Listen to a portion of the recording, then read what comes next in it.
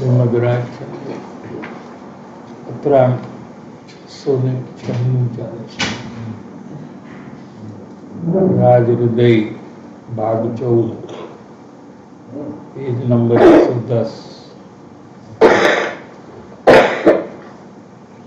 एक उदाहरण व्यापारी का दे रहे हैं लास्ट पैराग्राफ में. आपके पास दुकान है और मेरे पास दुकान है. व्यापारी का उदाहरण. તમારી પાસે મૂડી છે, મૂડી કેપિટલ, और મારી પાસે મૂડી છે. બંનેની પાસે બજારમાં માલ લેવા માટે બજાર ખુલ્લી છે. તમે પણ ખરીદી શકો, હું પણ ખરીદી શકું.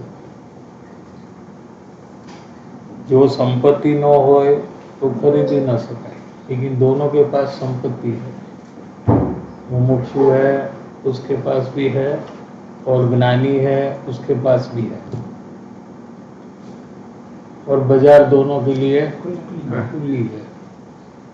क्या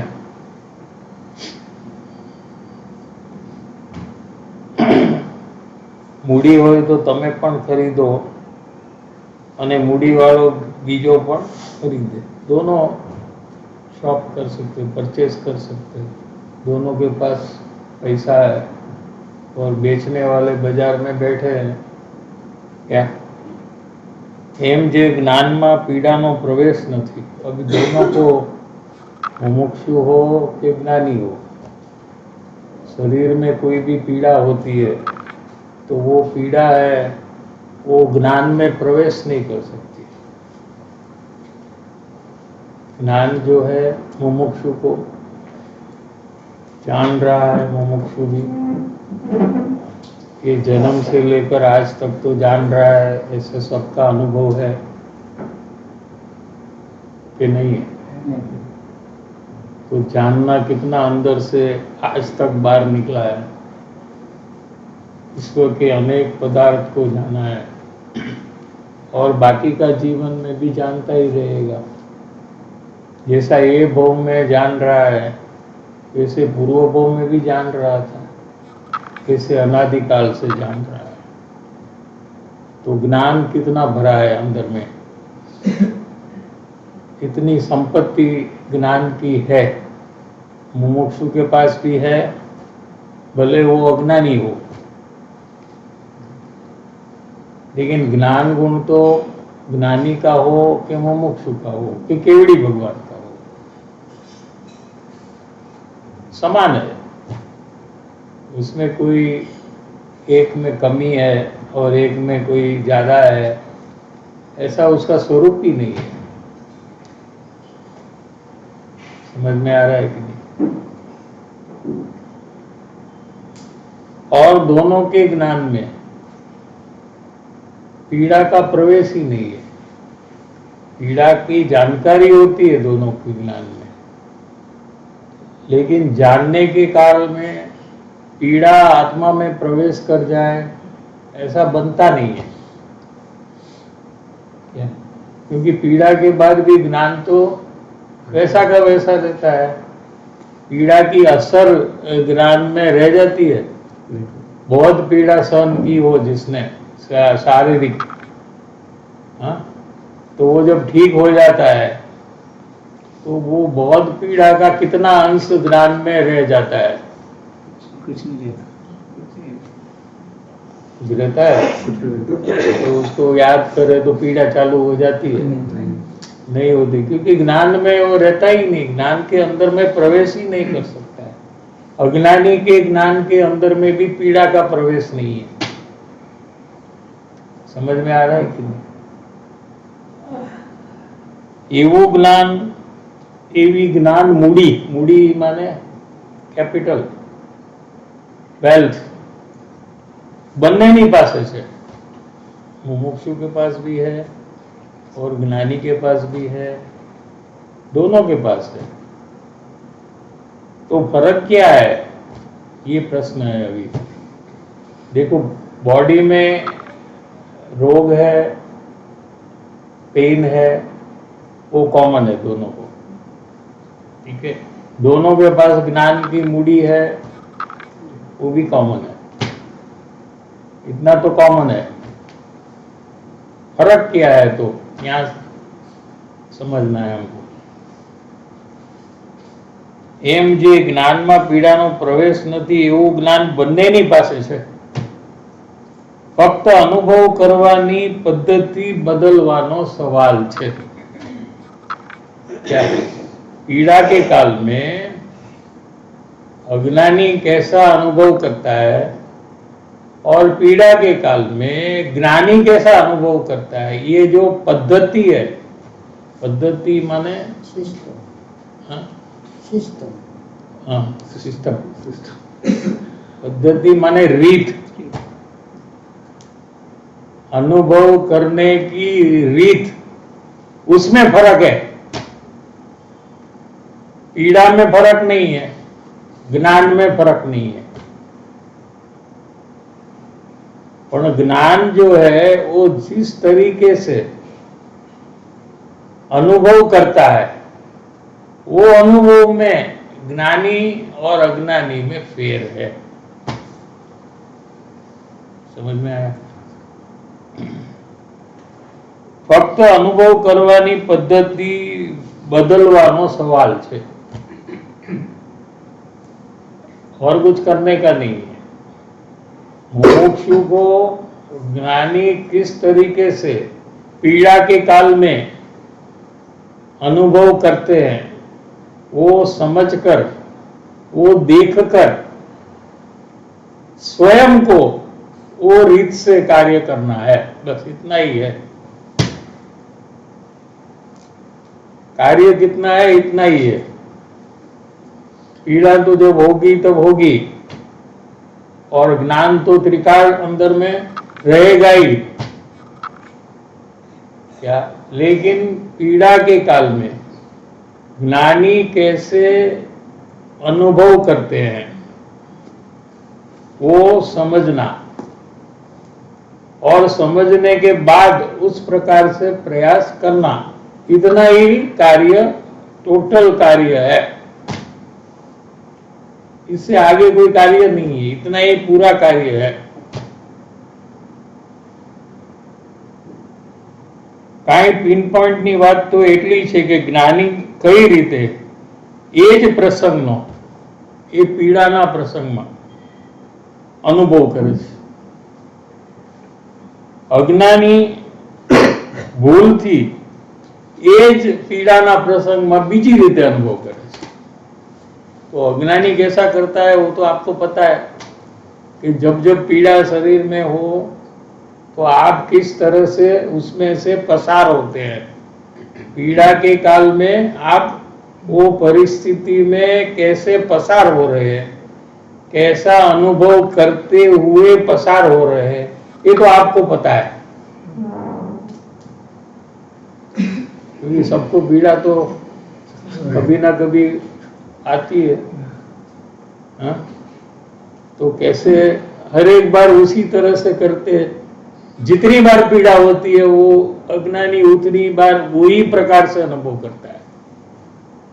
तो तीन चीज हो गई, पीड़ा तो है, और पीड़ा में जैसे अज्ञानी एक पीड़ा में अनुभव करता है, उसी प्रकार से दूसरी बार जब कोई और पीड़ा होती है तो उसी प्रकार से अनुभव करता है।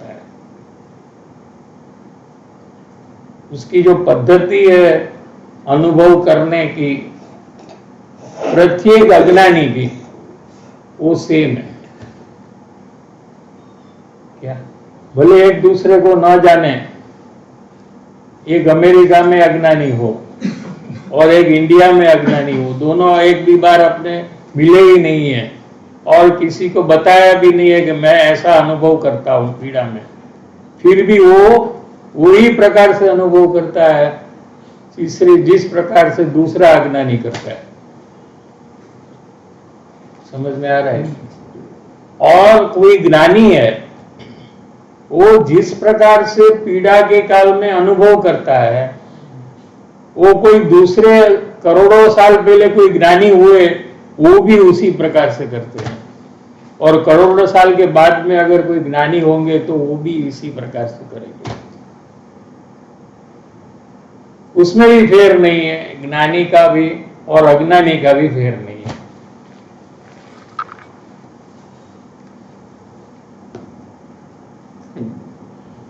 ज्ञानी का अनुभव तो ज्ञानी के अंतर में है और वो अव्यक्त रूप ऐसा मेरे को समझता है कि अव्यक्त है करके। तो अव्यक्त है माने मतलब वेदना तो व्यक्त है ना, वेदना तो छुपी रहती नहीं। आप छुपाना चाहते तो भी छुपी रहती, छुपाना चाहते हैं ना, लेकिन छुपा नहीं सकते ना, कि छुपा सकते आप?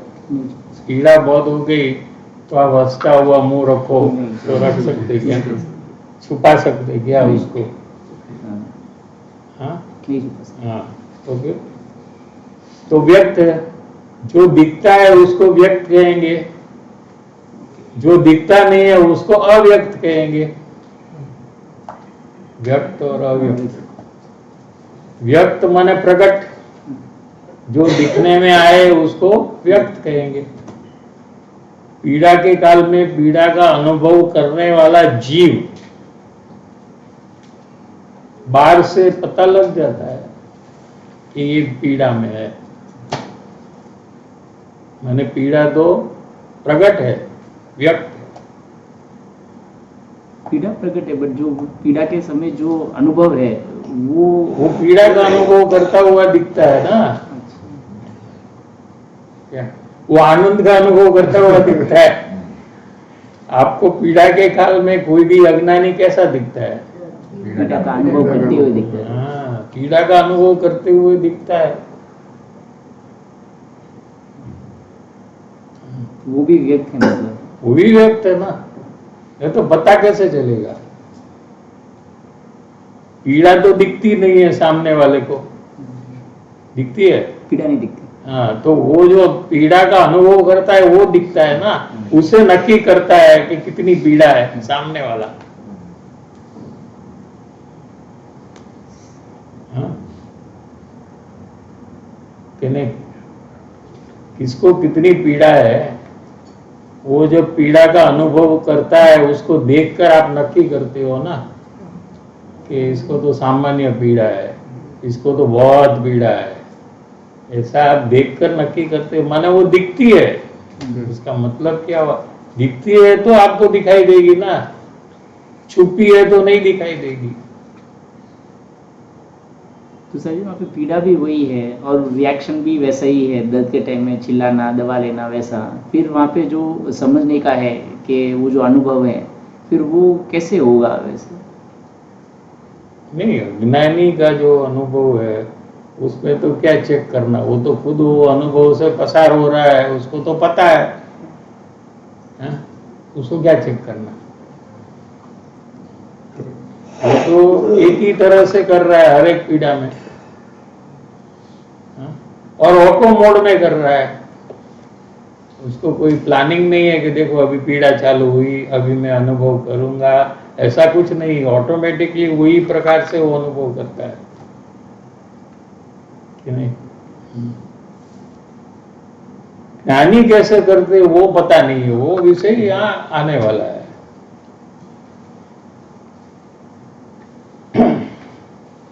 અજ્ઞાની ભૂલથી એ જ પ્રસંગનો બીજી રીતે અનુભવ કરે છે। બીજી રીતે એટલે જ્ઞાનીથી બીજી રીતે, ભૂલથી।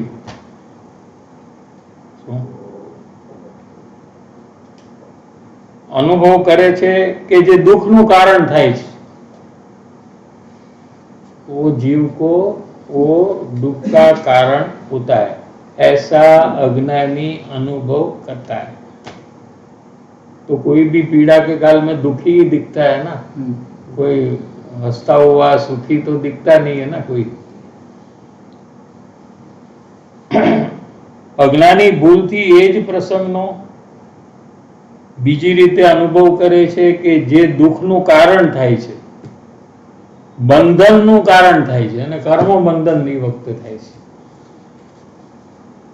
क्या पीड़ा के काल में जिस प्रकार से वो अनुभव करता है अज्ञानी, उस कारण से उसको बंधन होता है, दुख होता है। અને જ્ઞાનીને એ સુખનું કારણ થાય છે।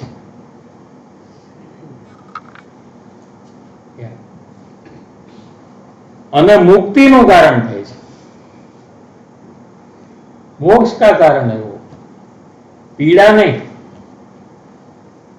पीड़ा के काल में जो अनुभव है, उसकी जो पद्धति है, वो ज्ञानी को मोक्ष का कारण होता है।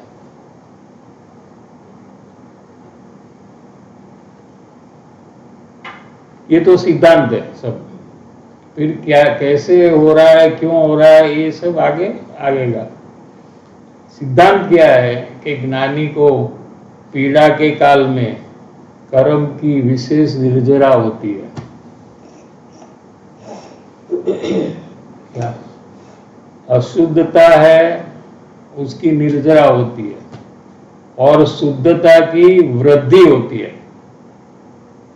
शुद्धता अंदर में बढ़ती है, और एक दिन जब पूरी हो जाती है शुद्धता, तो मोक्ष हो जाता है। मोक्ष माने पूर्ण शुद्धता। आत्मज्ञान हुआ तब से शुद्धता प्रथम चालू होती है, उसके पहले शुद्धता होती नहीं है। और चालू हुई वो हर एक क्षण में ज्ञानी को शुद्धि की वृद्धि होती है। और वृद्धि माने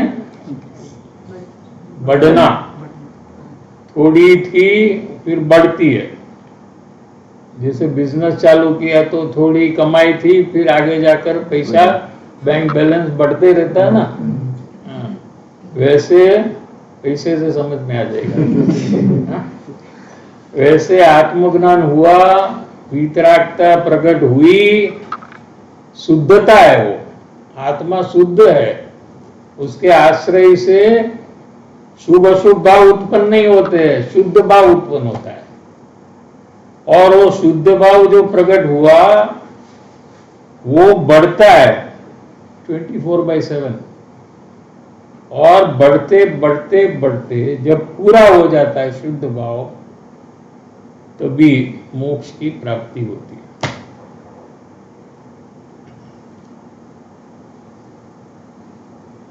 જ્ઞાનીને સુખનું કારણ થાય છે અને મુક્તિનું કારણ થાય છે। અહીં સુધી વિષય સ્પષ્ટ છે। પોતે જો જ્ઞાન દશાને વિચારવા સમજવા ધારે તો क्या अभी कैसे ये हो रहा है, ये विषय अगले पैराग्राफ में, कि ज्ञानी किस प्रकार से अनुभव करते हैं। ज्ञानी ये वक्ते પોતાના જ્ઞાનને संभाळे छे। संभालना माने संभालना। अब कहते हैं ना, दुकान को संभालो, बाहर जाकर वो तो भी है। संसार में तो आपको पता है ना, उसमें ध्यान भी है, विचार भी है, निर्णय भी है, सब है। संभालने में सब है। एक शब्द है वो, उसमें सब आ जाता है। आपको कहे, किसी को कहे भाई मैं बाहर जाकर आता हूँ, दुकान को संभाल, तो आप क्या ध्यान ही करेंगे? कोई कस्टमर आया तो ध्यान करेंगे? ऐसा नहीं है, वो सब आ जाएगा। उसको जवाब देंगे, माल बेचेंगे, पैसा देगा तो मैं तो ध्यान में हूँ, पैसा नहीं दूंगा। पैसा भी लेगा, हाँ, चेंज भी वापस देगा, बिल भी बनाएगा। ये सबको, टोटल को क्या कहते हैं कि ये संभालता है। मैं बाहर गया हूं और ये बराबर संभालता है। तो ज्ञानी पीड़ा के काल में પોતાના જ્ઞાનને સંભાળે છે। देखो क्या है कि अज्ञानी है, वो क्या करता है पहले समझो, कि जब पीड़ा होती है तो उसकी नजर बाहर में चली जाएगी।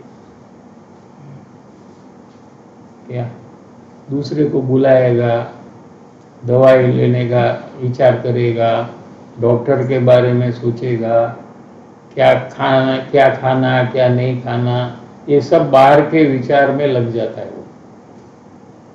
बराबर है कि नहीं? हाँ? आत्मा को तो वो समय में भूल ही जाएगा कि नहीं, करेक्ट है कि नहीं? क्योंकि उसको ऐसी समझ है कि कोई दवाई से या कोई डॉक्टर से मैं ठीक हो जाऊंगा, तो उसकी नजर बाहर में जाती है, कुछ खाने से, कुछ पीने से, कोई दवाई लेने से, बाम लगाने से, कुछ ना कुछ कोई बाह्य पदार्थ से वो ठीक हो जाएगा, ऐसी उसकी मान्यता होने से उसकी नजर बाहर जाती है। बराबर है? ये कारण ये है, बाहर में क्यों जाती है। अब आपका विचार पीड़ा के काल में क्या चालू होता देख लो आप, तो आपको पता लग जाएगा। क्या ज्ञानी को पता है कि ये पीड़ा एक असाता विधि नाम का कर्म है, उसका फल चल रहा है, वो जब तक वो कर्म का फल चालू रहेगा तब तक पीड़ा चालू रहेगी, और वो पीड़ा जब मिटने वाली है तो वो टाइम में डॉक्टर भी आ जाएंगे, दवा भी आ जाएगी, और वो सब ठीक भी हो जाएगा।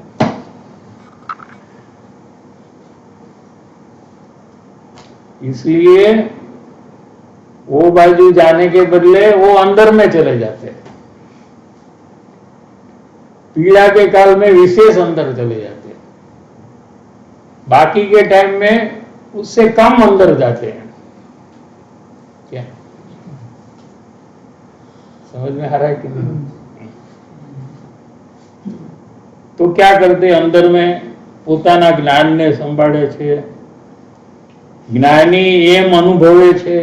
अभी पीड़ा का अनुभव है ना, तो पीड़ा का अनुभव है, ज्ञानी को भी है, लेकिन लक्ष्य वहां नहीं है, उसको गौण कर देते माने वो पीड़ा खत्म हो जाए ऐसा नहीं, पीड़ा तो जितनी है उतनी जिंदा रहती है, कम नहीं होती है। अज्ञानी को भी कम नहीं होती है ना, कुछ भी वो करे तो थोड़ी कम हो जाती है, जितनी है उतना अनुभव पीड़ा का तो चालू है। वो शांत रहे तो भी उतनी पीड़ा है, वो चिल्लाए तो भी उतनी पीड़ा है, कि नहीं? क्योंकि पीड़ा के कारण से है, वो जीव के कारण से नहीं है। तो जीव कुछ भी प्रयास करे उससे पीड़ा में कोई फर्क पड़ता नहीं। समझ में आ रहा है कि नहीं?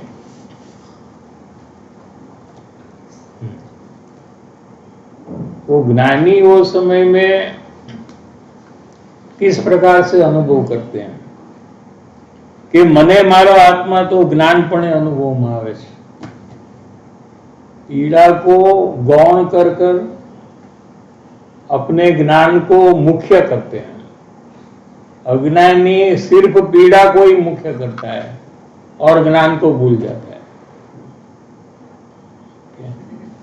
भले कितना भी शास्त्र अभ्यास किया हो, पंडित हो, पूरा समय सार जानता हो, लेकिन पीड़ा के काल में वो आत्मा को भूलकर पीड़ा में एकमेक हो जाता है।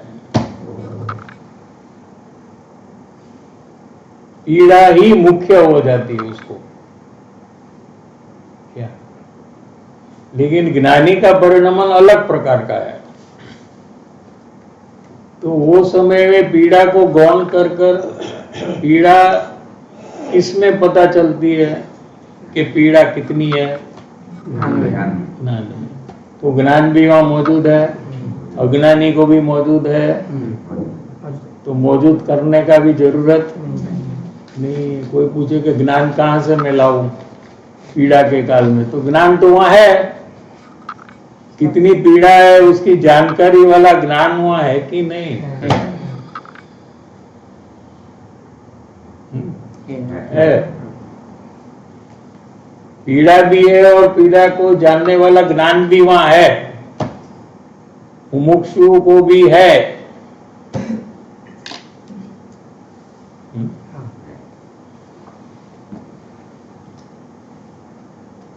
लेकिन वो उसको भूल जाता है और पीड़ा में एकमेक अज्ञानी हो जाता है। ज्ञानी वो काल में अंतर्मुख विशेष होते हैं, મને મારો આત્મા તો જ્ઞાનપણે અનુભવમાં આવે છે.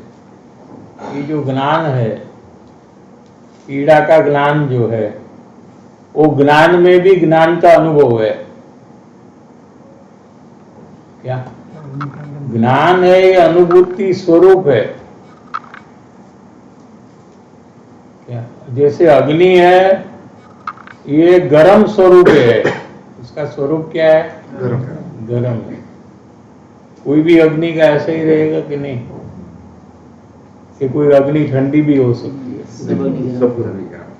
हाँ? सब उसका स्वरूप है, उसका स्वभाव है.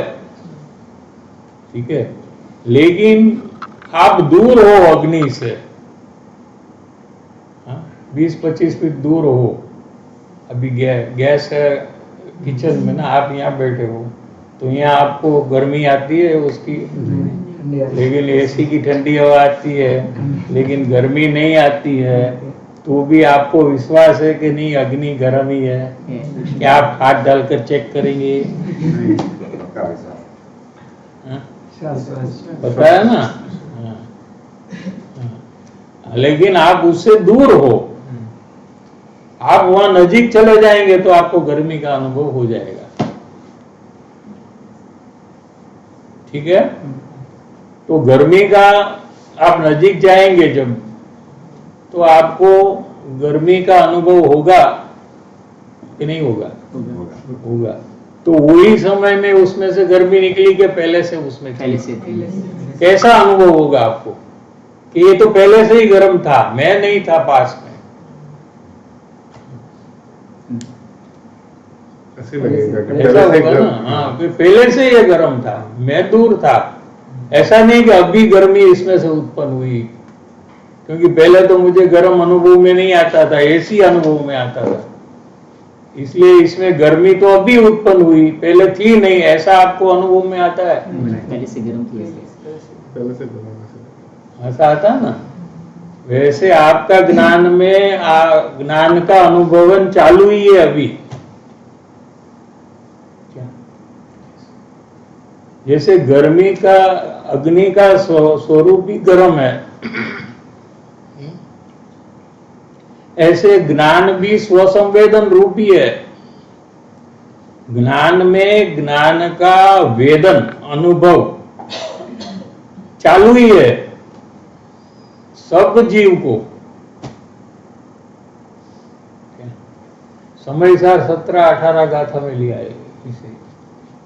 अनुभूति स्वरूप भगवान आत्मा સૌને સદાકાળ પોતે જ અનુભવમાં આવી ગયું છે.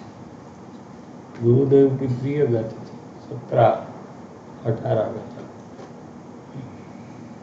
आबाळ गोपाळ ने, वहां वो शब्द लिया है आचार्य भगवान ने. आबाळ माने बालक, गोपाल माने वृद्ध. आबाळ गोपाल ने माने उसमें आप आए कि नहीं आए? लोग आए? आबाळ गोपाल में सब आ गए ना. आबाळ गोपाल ने सौने, सौ माने सबको, सबको. फिर वो चाइना में रहता उसको जिनवाणी का पता ही नहीं, उसको सबको ऐसा लिया है ना वहां. और कितना बजे? 7 बजे, 9 बजे, 10 बजे के सदाकाल. सदाकाल माने 24. वो सो गया है तो भी क्या होता है? सदाकाल अनुभूति स्वरूप भगवान आत्मा अनुभव में आवे छे.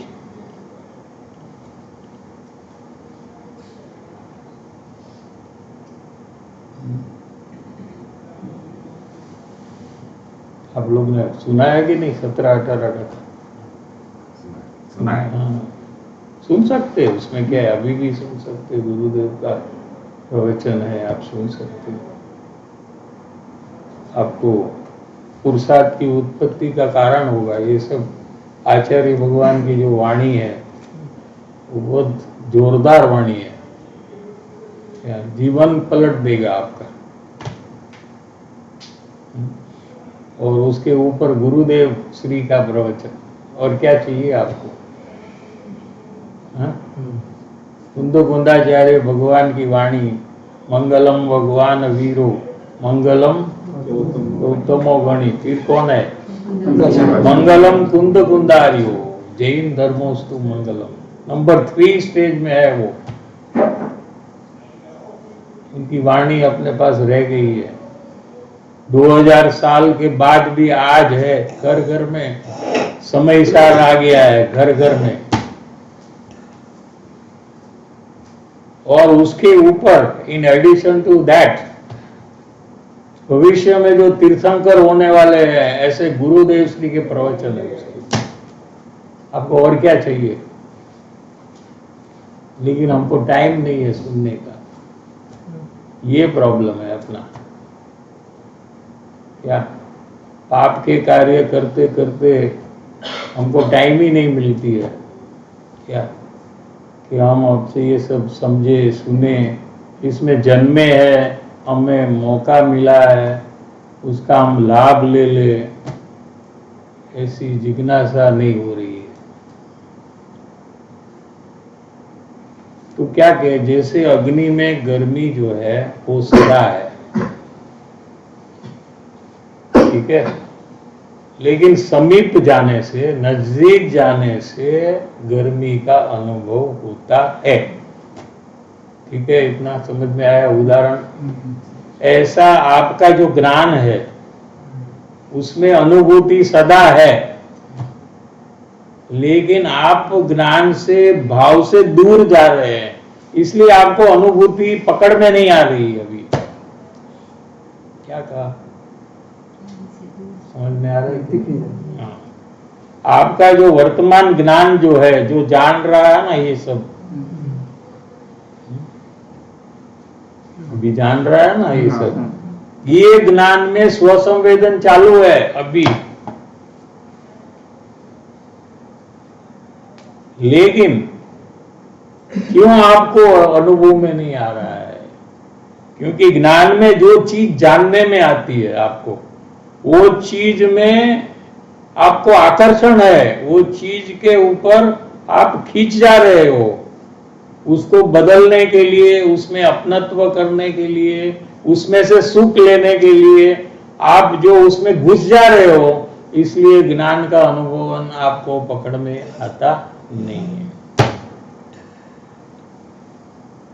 फिर भी ज्ञान में ज्ञान का अनुभव चालू ही है। आप न अनुभव करो अनंत काल तक तो भी उसमें कोई फर्क पड़ता नहीं है। कोई अग्नि के पास जाए ही नहीं तो भी अग्नि में गर्मी का अनुभव कायम रहेगा।